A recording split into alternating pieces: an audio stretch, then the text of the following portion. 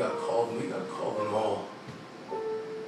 So we grew up believing no one would ever fall in love with us, that we'd be lonely forever, that we'd never meet someone to make us feel like the sun was something they built for us in their tool shed. So broken heartstrings bled the blues as we tried to empty ourselves so we would feel nothing. Don't tell me that hurts less than a broken bone. That an ingrown life is something surgeons can cut away, but there's no way for it to metastasize. It does. She was 8 years old. Our first day of grade 3 when she got called ugly. We both got moved to the back of class so we could stop getting bombarded by spitballs.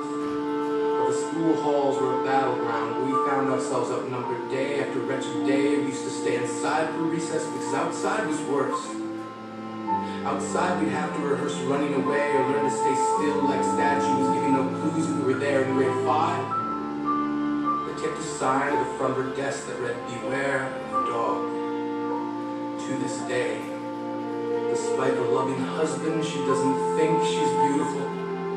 Because of a birthmark that takes up a little less than half her face. Kids used to say she looks like a wrong answer that someone tried to erase but couldn't quite get the job done. And they'll never understand that she's raising 2 kids whose definition of beauty begins with the word mom.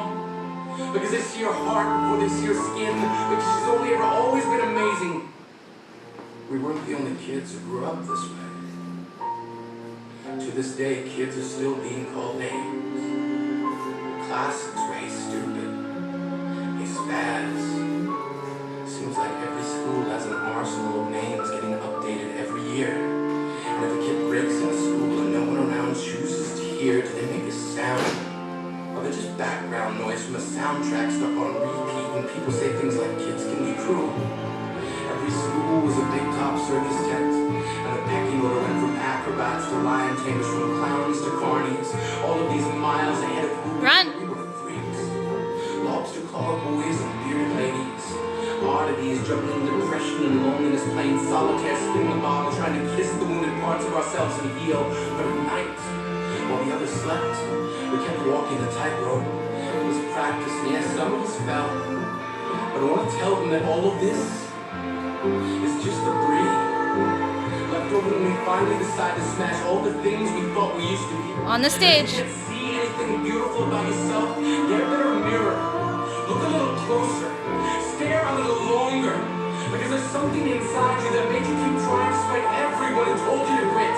You built a cast around your broken heart and signing yourself decided there were more. Because maybe you didn't belong to a group or a clique. Maybe they decided to pick you last for basketball or everything. Maybe you used to bring bruises and broken teeth to show and tell but never told. Because how can you hold your ground if everyone around you wants to bury you beneath it? You have to believe. You're late, you're late, you're late. They have to be wrong. Chase. Why else would we still be here? We grew up learning to cheer on the underdog because we see ourselves in them.